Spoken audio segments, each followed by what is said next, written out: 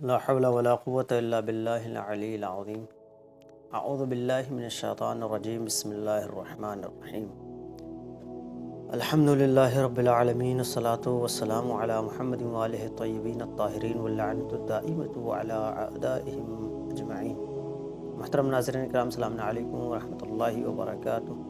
ایک مرتبہ پھر آپ تمامی حضرات کی بارگاہ میں اس درس حسن اخلاق کے عنوان سے حاضر ہوئے ہیں، اور یہ ہمارا 8واں حصہ ہے جو حسن اخلاق کے عنوان سے ہے۔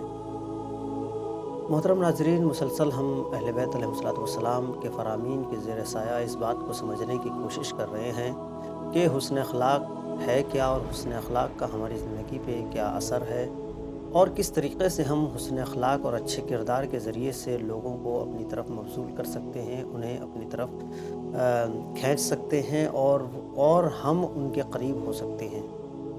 ناظرین، آج کی اگر بات کی جائے اور آج کے اس یعنی مرحلے میں اور اس حصے میں جو گفتگو کی جائے تو وہ اس طریقے سے ہوگی کہ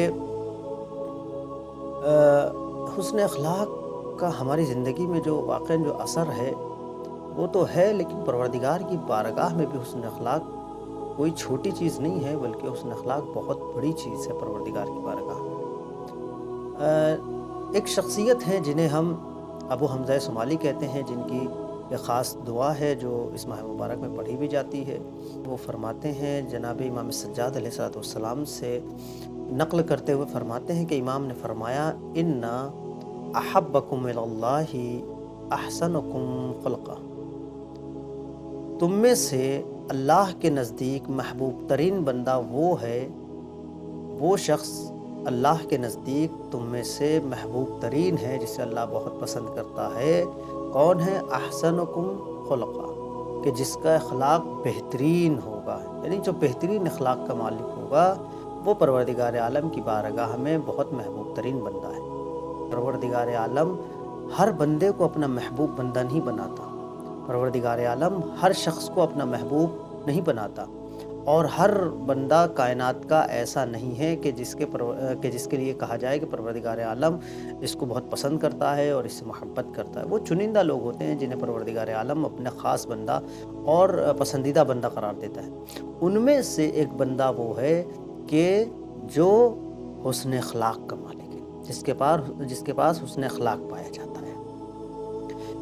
یعنی کہ حسن اخلاق ایک بہت اہم چیز کا نام ہے کہ جس کے لیے پروردگار عالم نے اسے اپنے نزدیک محبوب ترین قرار دیا ہے۔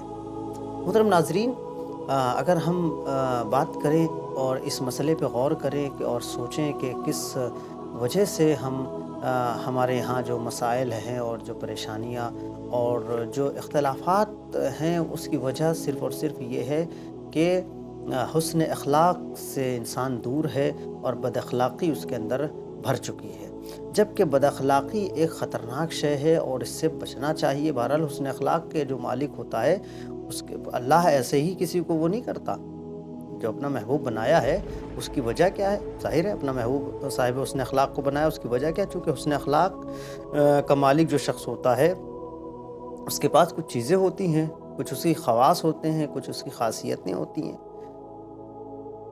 ائمہ علیہ السلام ایک مقام پر ارشاد فرماتے ہیں کہ جو شخص حسن اخلاق رکھتا ہے وہ اس کی صفت کیا ہوتی ہے اور وہ کیسا ہوتا ہے؟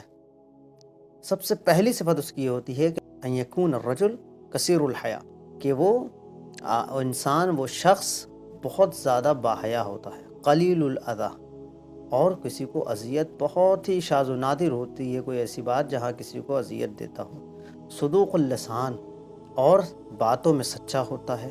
قلیل الکذب، اور جھوٹ بہت ہی کم، یعنی جسے آج کی اس میں زبان میں اگر کہا جائے تو جسے جوانوں کو سمجھانے کے ریئر کیس میں وہ جھوٹ بولتا ہے، وہ الا جھوٹ نہیں بولتا۔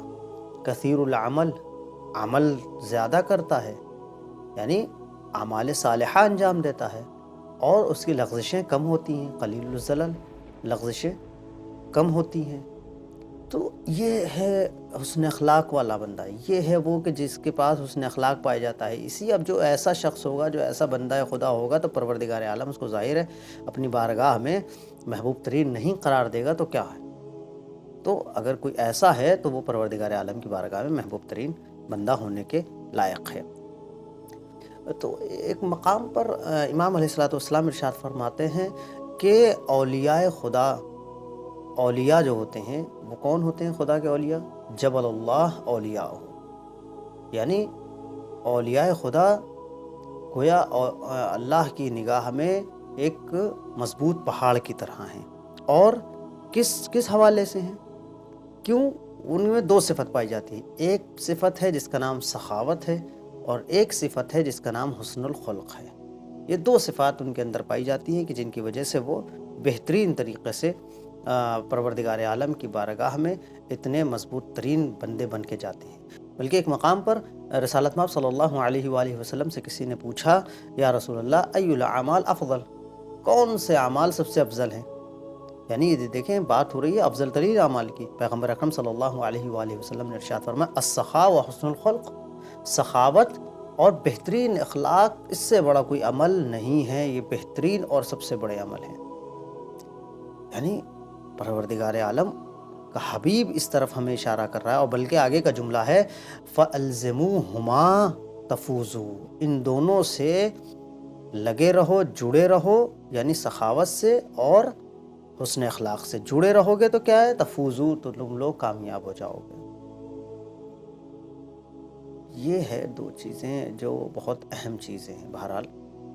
اور ایک مقام پر اور ارشاد ہوا کہ اس کائنات میں دو چیزیں ہیں جو اللہ کو بہت پسند ہیں، خلقان یحبہم اللہ، دو چیزیں ہیں، دو مخلوق، دو چیزیں جنہیں اللہ بہت پسند کرتا ہے، السخاء و حسن الخلق، ایک سخاوت اور ایک حسن اخلاق، یہ اللہ کو بہت پسند ہے۔ اور دو چیزیں جو اللہ کو ناپسند ہیں، بہت زیادہ ناپسند ہیں، وہ بھی دو چیزیں، وہ کیا؟ البخل و سوء الخلق، وہ البخل ہے یعنی کنجوسی ہے، اور سوء الخلق اور بدترین اخلاق اور کردار۔